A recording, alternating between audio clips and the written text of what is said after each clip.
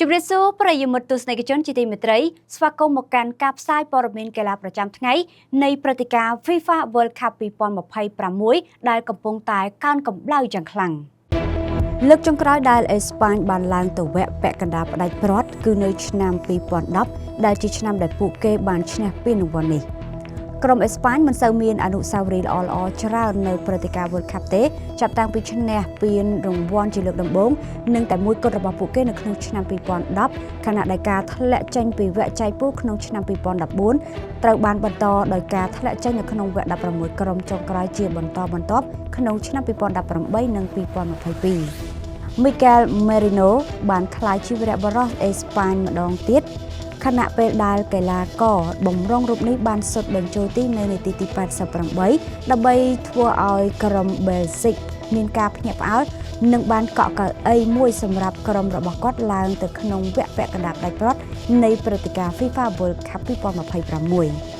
បន្ទាប់ពីបានចូលលេងជាកីឡាករបំរុងដើម្បីរកគ្រាប់បាល់ជ័យជំនះនៅនាទីទី91ទល់នឹងប៉ូទុយហ្គាល់ក្នុងវគ្គ16ក្រុមចុងក្រោយខ្សែបម្រើរបស់ក្រុមអាស៊េណលរូបនេះបានសុទ្ធបញ្ចូលទីមួយគ្រាប់ទៀតនៅចុងម៉ោងដើម្បីសម្រេចការប្រកួតវគ្គ8ក្រុមចុងក្រោយដ៏ស្វិតស្វាញមួយនៅទីក្រុង Los Angeles Fabian Ruiz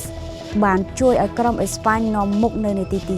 30មុនពេលពួកគេរបូតគ្រាប់បាល់ដំបូងនៅក្នុងវគ្គផ្ដាច់ព្រ័ត្រនេះនៅពេលដែល Charles de Ketelaere បានតែតបញ្ចូលទីបញ្ចប់កំណត់ត្រាដ៏អស្ចារ្យរបស់អេស្ប៉ាញចំនួន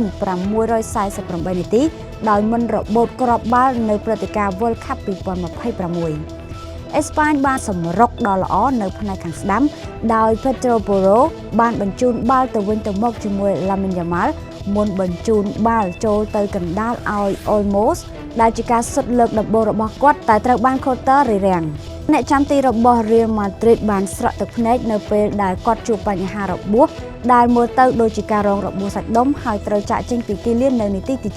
71វាបានបង្ហាញឲ្យឃើញពីសារៈសំខាន់នៃលទ្ធផលខណៈដែលអ្នកចាំទី Lamine របស់ក្រុម Manchester United ដែលជាអ្នកជំនួសគាត់បានចូលលេងនៅក្នុងការបង្ហាញខ្លួនជាលើកទី3របស់គាត់សម្រាប់ក្រុមជម្រើសជាតិហើយគាត់មានកំហុសដែលមិនអាចទប់បាល់របស់ Kubasi ហើយ Merino បានសុទ្ធបញ្ចូលទីពីចម្ងាយ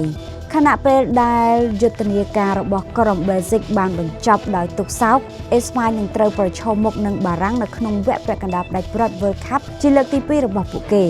ជ័យជំនះនេះបានធានាកៅអីវគ្គពាក់កណ្ដាលផ្ដាច់ព្រ័ត្រសម្រាប់ក្រុមជើងឯកអឺរ៉ុបរបស់លោក Luis de la Fuente ទល់ជាមួយនឹងក្រុមបារាំងនៅទីក្រុង Dallas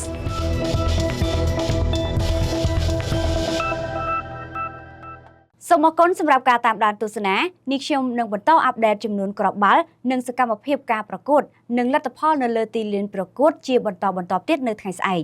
សូមអរគុណនិងសូមជម្រាបលា